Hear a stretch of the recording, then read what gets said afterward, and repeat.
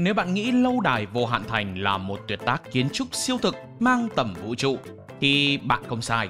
Nhưng nếu bạn cho rằng nó được xây nên bởi một thiên tài chiến lược để thao túng mọi thứ trong bóng tối, thì xin lỗi, bạn đã đánh giá quá cao một ông trùm chỉ biết hất tóc, moonwalk và la hét như trẻ con không được uống sữa.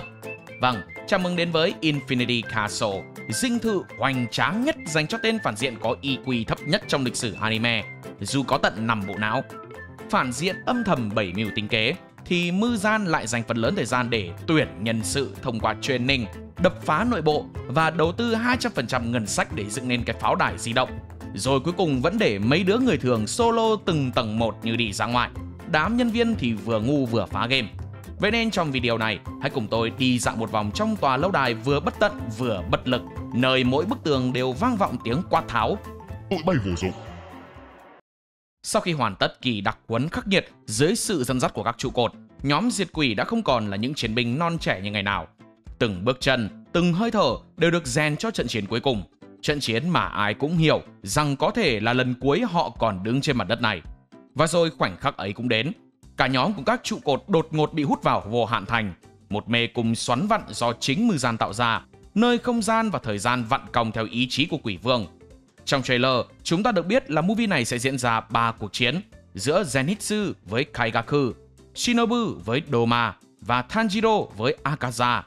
Nhưng trước khi đi vào dự đoán, phải gửi một lời shout-out to đùng cho studio Ufotable. Animation của Vô Hạn Thành không chỉ là một bước tiến, mà là một cú nhảy vọt đầy ngoạn mục của Ufotable. Studio vốn đã nổi danh, nhưng lần này lại tự phá vỡ giới hạn của chính mình. Từng khung hình được chạm khắc tỉ mỉ, chi tiết, ánh sáng lấp lánh trên thanh Nichirin, từng chuyển động chiến đấu mượt đến mức tưởng như đang xem một vũ khúc tử thần trong không gian 3 chiều, khiến người xem có cảm giác như chính mình cũng bị hút vào mê cung ấy. Hiệu ứng ánh sáng, đổ bóng và chi tiết gương mặt nhân vật khi chuyển biến cảm xúc đều được xử lý với độ chính xác gần như hoàn hảo, biến từng giây thành một bức tranh sống động. Tôi tin rằng cho dù có chê cốt truyện hay bất kỳ cái gì, không một ai có thể phủ nhận được sự thành công về mặt thị giác của movie lần này. Thêm một điều nữa là video này chắc chắn sẽ spoil, nên nếu các bạn chưa đọc manga, muốn giữ được trải nghiệm trọn vẹn nhất khi đi xem phim thì hãy cân nhắc trước khi vào nhé. Sau khi nhóm diệt quỷ bước vào Vô Hạn Thành, Zenitsu bị tách khỏi mọi người và rơi vào cuộc đối đầu định mệnh với Kaigaku, kẻ từng là đàn anh cùng học hơi thở sấm sét, nay đã trở thành thượng huyền lục của thập nhị nguyệt quỷ. Có thể nói, đây là cuộc chiến mà cá nhân tôi mong chờ nhất, vì tôi cảm thấy khá là tiếc khi Zenitsu vốn rất mạnh, nhưng lại có cảm giác hơi mờ nhạt trong manga. Tôi tin rằng với tài năng của studio Ufotable thì Zenitsu sẽ có đất diễn một cách triệt để hơn và trọn vẹn. Chưa kể hơi thở sấm sét mà được biểu diễn bằng đống hiệu ứng bùm chiếu thì chỉ có thể nói là hết con mẹ nó nấc, không có gì để chê. Kaigaku từng là đệ tử của sư phụ Jigoro Kuwajima, giống như Zenitsu. Nhưng trong khi Zenitsu luôn cố gắng vượt qua nỗi sợ và kiên trì tập luyện, Kaigaku thì lại kiêu ngạo và không chịu chấp nhận việc bản thân thua kém. Kaigaku là hình mẫu của kẻ bắt nạt điển hình và cũng sa ngã với mô típ khá quen thuộc trong phim truyện. Vì không thể thắng nổi những con quỷ cấp cao, hắn tự nguyện biến thành quỷ để đổi lấy sức mạnh. Không chỉ vậy, nếu các bạn không nhớ thì để tôi nhắc lại. Kaigaku chính là đứa trẻ năm nào đã dập tắt hương khiến quỷ xâm nhập vào chùa, giết đám trẻ con khiến trụ cột kiều mây bị vu oan. Nói chung là thằng này bắt đầu là một thằng điếm thúi đến khi kết thúc nó vẫn chẳng thay đổi được cái gì. Sẵn sàng hy sinh người khác vì mục đích bản thân, từ điếm thúi đến điếm thúi hơn. Cuộc chiến bắt đầu khi Kaigaku chủ động tấn công. Hắn tung ra loạt chiêu từ nhị thức đến lục thức của hơi thở sấm sét, nhưng giờ đây được tăng cường bằng huyết quỷ thuật nên mạnh hơn gấp bội. Hắn vẫn giống như trước đây, một kẻ nóng nảy, luôn bất mãn và chẳng bao giờ hài lòng. Nhưng Zenitsu hiểu rằng đây chẳng phải người anh mình từng khâm phục nữa, không còn là người huynh đệ mà cậu luôn ngưỡng mộ, người rất quan trọng với ông và cậu, mà chỉ là một con quỷ độc ác. Không còn là cậu nhóc hay run rẩy như ngày xưa. Trước mặt Kaigaku lúc này là một Zenitsu hoàn toàn khác, trưởng thành hơn, bản lĩnh hơn và im lặng một cách đáng sợ. Dù Kaigaku không ngừng chửi bới, sỉ nhục, thậm chí đổ lỗi cho Zenitsu về cái chết của thầy, cậu không đáp lại dù chỉ một lời. Ok, nói đi nói lại thì thằng này sống tồi như chóa, mà cũng dám đi chửi người ta, chết là đáng. Đó là lúc Kaigaku thực sự bị đẩy vào thế yếu, và ngay khi hắn sơ hở, Zenitsu tung ra tuyệt chiêu cuối cùng, đòn đánh mà cậu tự sáng tạo ra, huyễn lôi nhất trảm. Kaigaku bị chém tan chỉ trong một khoảnh khắc ngắn ngủi. Tất cả sức mạnh, nỗi đau, sự biết ơn với thầy và lòng quyết tâm của Zenitsu dồn hết vào một chiêu duy nhất. chiêu thức mà cậu bé đã tự sáng tạo ra về mong ước có ngày sẽ được sánh vai cùng với người anh Kaikaku để bảo vệ nhân loại. Kaikaku gục ngã, tan biến trong cay đắng, phẫn nộ, không nhận ra được bài học nào và cũng chẳng có ai thèm đón chờ thằng này ở thế giới bên kia hết. Đây có thể nói là một trong những con quỷ được xây dựng dở hơi và nông cạn nhất. Ý là tôi không hiểu tại sao mấy con quỷ ở đoạn đầu còn được xây dựng sâu sắc hơn cả cái thằng này, trong khi nó cũng là thượng huyền xuất hiện ở arc quan trọng nhất. Để làm gì? Bước tiến cho character dev của Zenitsu à? Trông có vô nghĩa quá không? Một trận đấu xây nên để lột xác Zenitsu. Từ một cậu nhóc yếu đuối luôn sợ hãi, Zenitsu giờ đã trở thành chiến binh thực thụ, chiến đấu không vì bản thân mà vì lời hứa với người thầy quá cố, vì những gì mình tin là đúng. Kaikaku trái lại là hiện thân của sự kiêu hãnh trộn lẫn bất an. Hắn sợ yếu đuối đến mức phải từ bỏ cả nhân tính. Khi không thể tiến xa hơn, hắn chọn trở thành quỷ. Hắn căm hận Zenitsu, không phải vì Zenitsu mạnh hơn, mà vì cậu khiến hắn thấy rõ thất bại của chính mình. Và hắn chết không phải trong tức giận, mà trong sự cay đắng, vì hiểu rằng người mà hắn luôn xem là kẻ yếu lại là người duy nhất đủ mạnh để giữ vững con đường mà sư phụ để lại. Ufotable nổi tiếng với cách họ tôn trọng manga gốc, nhưng không ngần ngại mở rộng những chi tiết nội tâm, quá khứ và mối quan hệ giữa các nhân vật để khiến khán giả cảm thấy gắn bó hơn, đồng cảm hơn. Trong trường hợp này, rất có thể chúng ta sẽ được chứng kiến một đoạn hồi tưởng được gian dựng công phu, khắc họa mối quan hệ huynh đệ ngày xưa giữa Zenitsu và Kaikaku dưới mái nhà của sư phụ Jigoro. Nếu được đào sâu hơn, xây dựng chi tiết hơn thay vì những mảnh ghép rời rạc, thì có khi tôi sẽ thấy vai trò của Kaikaku hợp lý hơn. Chứ một thằng quỷ tép tôm như thế này không xứng đáng xuất hiện ở arc bùng nổ nhất. Tôi vẫn đếch hiểu tại sao lại để nó thành quỷ, rồi lên thẳng thượng huyền chớp nhoáng thế. Kiểu vì chị kế toán trưởng đi tù rồi nên giờ em lên làm kế toán trưởng thay nhá. Mấy thằng thượng huyền chết hết con mẹ nó rồi, nên thôi chú mày lên thẳng thượng huyền nha. Đừng nói phải có Kaikaku thì Zenitsu mới phát triển sức mạnh được nhá. Vì dù sao thì sau đấy Zenitsu cũng có đấu với thằng nào riêng lẻ nữa đâu, nên thành ra sự xuất hiện của Kaikaku là muộn, hoặc nói thẳng ra là dư thừa và lờ. Đấy, cuối cùng không làm được gì ngoài sủa dơ xong tàn biến. Ở nguyên tác được xây dựng nửa vời, đến cái chết cũng mở nhạt. Có thể studio sẽ thương hại tí, xong được kéo dài hơn một chút. Có sự kết nối với ảo mộng của Zenitsu, nơi ánh sáng lóe lên trong mắt hắn là ảo ảnh của sư phụ đang quay lưng bước đi. Đó có thể sẽ là cách để Ufotable biến một câu chuyện cũ thành vết cứa sâu vào lòng khán giả. Còn về âm thanh và hình ảnh thì thôi, khỏi cần phải bàn, vì biết thừa là Ufotable sẽ không làm chúng ta thất vọng rồi. Bên trong tầng sâu lạnh lẽo của Vô Hạn Thành, nơi sàn đá phủ đầy máu và xác người còn chưa kịp lạnh, Shinobu, trung trụ của sát quỷ đoàn tiến vào. Cô nhớ về cái chết của người chị yêu dấu Kanae, cũng là lý do mà cô tiếp tục ở lại sát quỷ đoàn. Cô biết rằng trận chiến này có thể đưa cô tới gặp kẻ đã giết chị mình. Thượng huyền nhị, Doma, xuất hiện với nụ cười lịch thiệp nhưng vô hồn, ngồi giữa đống xác người. Nói thẳng là vì thằng Doma đẹp nên tôi hy vọng nó xuất hiện cũng đẹp đẹp một tí. Nhưng trong manga thì có lẽ đoạn này tác giả bị deadline dí quá, nên vẽ nhìn 3.vl. Một cô gái bị thương nặng còn sống sót, run rẩy kêu cứu. Shinobu không chần chừ lao tới cứu lấy cô, cố đưa sinh mạng yếu ớt ấy thoát khỏi lưỡi dao của ác quỷ. Nhưng ngay cả trong khoảnh khắc cô đã ôm trọn thân thể ấy vào lòng, lưỡi quạt của Doma vẫn vô cảm chém xuống, cắt ngang mạng sống còn chưa kịp được chạm vào hy vọng. Máu nóng phun đầy tay áo Shinobu, sự sừng sốt trong mắt cô lập tức chuyển hóa thành phẫn nộ sâu thẳm. Cô biết chắc chắn kẻ trước mặt mình chính là kẻ thù đã giết chị mình. Shinobu lao đến với thanh kiếm mảnh như kim, cô đâm thẳng vào mắt hắn, hy vọng độc tố trong kiếm sẽ làm chậm hắn, đủ để cô tìm cơ hội khác. Nhưng Doma không chỉ nhanh chóng phân hủy được độc tố, mà còn buông lời body shaming hình thể yếu ớt của cô, cười nhạo quyết tâm vô vọng của một cô gái không thể tự tay chặt đầu kẻ thù. Hắn bắt lấy cô, nghiền nát hy vọng cuối cùng. Hắn giết chết Shinobu rồi ăn thịt cô trước mặt Kanao. Ok, anh em bình tĩnh. Tôi biết là nhiều người sẽ thấy hỏi chấm VL với cảnh này, vì tôi cũng thế. Nhưng mà cứ từ từ đã. Kanao phẫn nộ, nhưng thay vì lao vào chiến nhau ngay, thì họ đã có một màn võ mồm cực kỳ căng thẳng. Nói một hồi chán rồi, thì Kanao mới lao vào đòi Doma đền mạng. Nhưng tất nhiên, Thượng Huyền Nhị thì làm gì có chuyện thua dưới tay của một đứa nhóc. À thì thua dưới tay một đứa nhóc là không thể, nhưng hai đứa thì có khi lại được đấy. Bởi ngay lúc đó, Inosuke từ bóng tối lao đến, gia nhập trận chiến, rồi lại là một màn flashback về quá khứ của Inosuke, cho chúng ta biết rằng mẹ của cậu đã chết như thế nào để bảo vệ đứa con nhỏ của mình. Đến lúc này, mọi thứ cũng không còn từ từ để Doma kịp ngâm lại chuyện xưa nữa. Hắn dần nhận ra thứ đang giết hắn không phải kiếm, mà là độc. Nhưng độc ở đâu mà ra chứ? Hóa ra, chất độc từ cơ thể của Shinobu đã dần ngấm vào Doma. Sự hy sinh của cô không hề vô nghĩa, mà đó là cái chết đã được chuẩn bị. Doma hoảng loạn khi hiểu ra sự thật.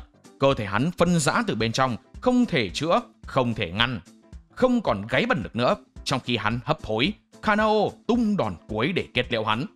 Nếu như trận chiến của Zenitsu nói về những đứa trẻ không máu mủ nhưng gắn bó với nhau cả cuộc đời ngắn ngủi của chúng, thì trận chiến này làm nổi bật sâu sắc sự gắn bó ruột thịt giữa các nhân vật và những người thân đoản mệnh của họ. Sau tất cả, họ vẫn sống và chiến đấu vì những người đang ngã xuống và cả những người đang còn sống. Và đó là diễn biến cơ bản của trận chiến thứ hai. Có lẽ cũng là trận chiến kéo dài lâu nhất, phải dùng nhiều não nhất.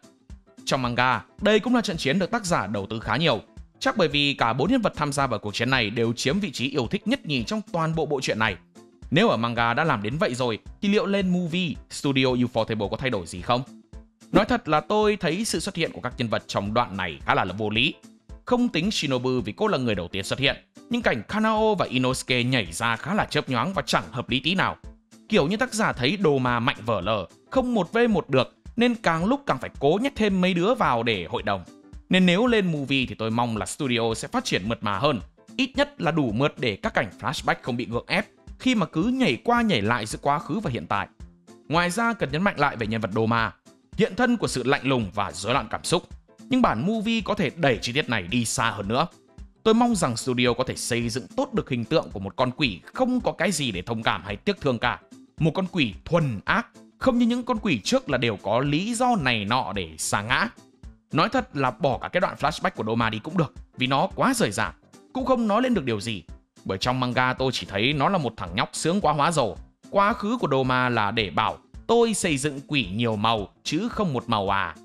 Và cuối cùng, cá nhân tôi cảm thấy cái chết của Shinobu trong manga diễn ra quá chóng vánh, nó thẳng là nhạt nhòa vờ lờ. Nên mong rằng cảnh này trên movie sẽ được khai thác trọn vẹn hơn để làm rõ sự hy sinh của một trong những nhân vật quan trọng nhất như vậy. Sau khi được vận chuyển vào Vô Hạn Thành, Tanjiro và Giyu rơi xuống cùng một khu vực, nơi họ lập tức đối mặt với Akaza, thượng huyền tam của thập nhị nguyệt quỷ. Đối với Giyu, Akaza là kẻ đã giết chết Rengoku, người đồng đội đáng kính. Đối với Tanjiro, Akaza là hiện thân của tội lỗi chưa được thanh toán, là món nợ máu mà cậu mang trong tim từ trận chiến nơi đoàn tàu vô tận năm ấy. Chắc đây cũng là cảnh mà nhiều fan mong chờ nhất, cảnh trả thù cho anh chồng quốc dân Rengoku. Tanjiro và Giyu phối hợp ăn ý, nhưng thương tích ngày càng nhiều. Tanjiro đặc biệt bị ảnh hưởng nặng nề, cậu mất máu, mắt mờ, thính giác mờ nhòe, cơ thể rã rời. Nhưng chính trong khoảnh khắc chạm tới giới hạn sinh tử, Tanjiro đột nhiên nhìn thấy thế giới trong suốt. Một trạng thái siêu việt cho phép nhận biết chi tiết cơ thể đối thủ như một bản đồ. Dòng máu, nhịp thở, mạch cơ, tất cả hiện ra rõ ràng trong mắt cậu. Nghe thì ảo VKL, nhưng thôi, mình nghĩ là cúc được đến đây thì cũng không đòi hỏi logic gì được nữa rồi. Bằng một nhát kiếm tận dụng toàn bộ sức lực, phản xạ và linh cảm, Tanjiro chém đứt đầu Akaza bằng một đường kiếm hoàn hảo, thanh âm chạm vào da thịt như rạch toạc màn đêm. Tuy nhiên, Akaza không chết, cơ thể hắn vẫn vùng vẫy, tái tạo dù không còn đầu. Ý chí chiến đấu của hắn mạnh mẽ đến mức dường như có thể tồn tại chỉ bằng bản năng giết chóc. Thế nhưng trong khi thần xác cố gắng phục hồi, thì linh hồn con người bên trong Akaza bắt đầu trỗi dậy. Khi ánh sáng của ký ức len lỏi vào tâm trí, Akaza thấy Koyuki đứng đó, dịu dàng đưa tay về phía hắn. Giữa lằn danh sinh tử, hắn cuối cùng cũng hiểu rằng sức mạnh không phải là sự bất tử, mà là khả năng biết dừng lại. Hắn từ bỏ việc tái sinh, không phải vì bị giết, mà vì tự lựa chọn buông bỏ. Akaza tan biến thành tro bụi, nhưng trong những giây cuối cùng, hắn không còn là một con quái vật, mà là một con người đã nhớ lại điều quan trọng nhất: tình yêu, ký ức và sự chuộc lỗi. Akaza không phải là một con quỷ được sinh ra để hủy diệt. Hắn từng là Hakuji, một cậu bé nghèo, một người con đầy lòng hiếu thảo, một chàng trai chỉ muốn bảo vệ những người mình yêu. Nhưng cuộc sống đã đối xử với cậu tàn nhẫn đến mức, để sống sót, cậu phải chôn vùi chính trái tim mình. Và từ đống tro tàn của một lý tưởng đã chết, Akaza bước ra như một hình bóng méo mó của khao khát được mạnh mẽ. Khi cơ thể bị chặt đầu, đáng lý phải tái sinh như một con quỷ bất tử, Akaza lại nhớ về quá khứ, bao gồm cha, thầy, Koyuki, những người hắn từng thề sẽ bảo vệ. Hắn thấy Koyuki đứng dưới ánh sáng mờ ảo, giang tay về phía hắn và dịu dàng mời gọi. Trong giây phút đó, Akaza không còn kháng cự. Hắn không gào thét, không giãy giụa, chỉ rơi nước mắt. Lần đầu tiên kể từ khi thành quỷ, hắn khóc như một con người. Nếu tôi mà là Mư Gian, thì thằng đầu tiên tôi đấm sau khi xuống địa ngục là thằng này. Thế éo nào mất công cho nó tí máu tí sức mạnh, thế mà nó sẵn sàng tự tử trong lúc dầu sôi lửa bỏng luôn. Dù nó đang thắng thế, hồi tưởng thấy vợ nên thôi buông xuôi. Xây dựng phản diện mạnh quá, còn Men thì múa kiếm chưa được 1 năm thì thắng thế éo nào. Men hồi tưởng tăng sức mạnh, phản diện hồi tưởng thì chết. Éo hiểu kiểu gì? Cay, đếch biết nói gì ngoài cay. Tôi nghĩ là cái sự vô lý này chắc studio cũng chả cứu được đâu, nên thôi tôi cũng không biết nói gì hơn nữa. Và đó là diễn biến của 3 trận chiến được mong chờ nhất trong movie lần này.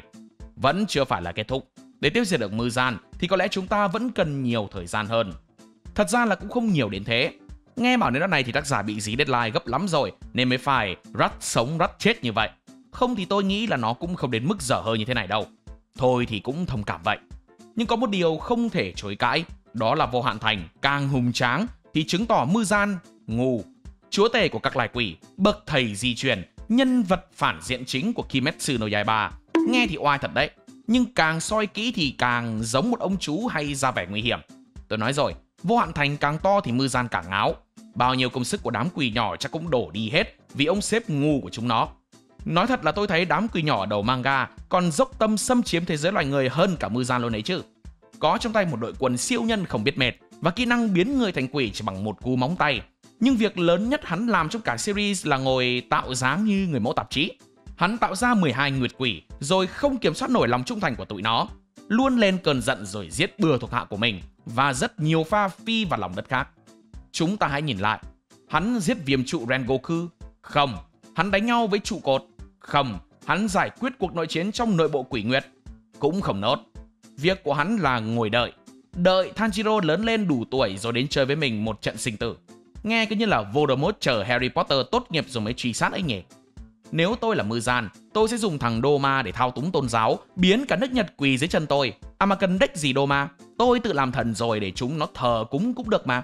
Rồi sai chúng nó đi tìm hoa cho mình chứ mắc cái éo gì mà phải tự lao đầu đi khổ sai như cái thằng dở hơi thế. 5 não của mày để trưng bày à? Nói cho cùng thì Muzan cũng chính là hình mẫu của một ông trùm sợ trách nhiệm. Thích mạnh, sợ yếu, thích bất tử nhưng không muốn sống có ý nghĩa, thích kiểm soát nhưng lại không biết tin ai. Điển hình của một kẻ hay đi bóp người khác quá nên chắc nghĩ thằng nào cũng muốn bóp mình. Tóm lại, Muzan có thể là một con quỷ mạnh nhất trong lịch sử Kimetsu no Yaiba nhưng lại là kẻ yếu đuối nhất trong tâm lý. Và có lẽ điều đáng sợ nhất không phải là hắn giết người như cỏ rác, mà là việc hắn sống hàng thế kỷ mà không học được bài học nào ra hồn. Và cả cái tập đoàn quỷ ảo tưởng sức mạnh của hắn chỉ là một đế chế vĩ đại phục vụ cho một bộ não nhỏ nhen mà thôi. Đấy là lý do mà chắc chắn là ở movie Vô Hạn Thành lần này có khi chúng ta sẽ chẳng nhìn thấy được cái mặt của Muzan ló ra lần nào đâu. By the way, dù có chê cốt truyện thì tôi vẫn sẽ đi xem nhá. Tất nhiên là xem vì animation và nhạc cháy VL thôi. Và coi studio sẽ cứu cánh cái cốt truyện dở hơi này như thế nào. Đây là toàn bộ hành trình nghe thở của cuộc chiến chống lại đế chế quỷ dữ. Hầu hết bị tụi quỷ tự tay bóp. Còn bạn nghĩ sao? Nếu bạn là Muzan, bạn sẽ làm gì khác đi để không bị thua bởi một đứa trẻ trâu và ánh nắng mặt trời? Comment xuống dưới nhá, vì biết đâu bạn thông minh hơn hắn thật đấy chứ. Đừng quên like, share và subscribe để tôi có thêm động lực ra video mới nữa nhá. Còn bây giờ thì chào tạm biệt và hẹn gặp lại các bạn ở những video sau. See ya!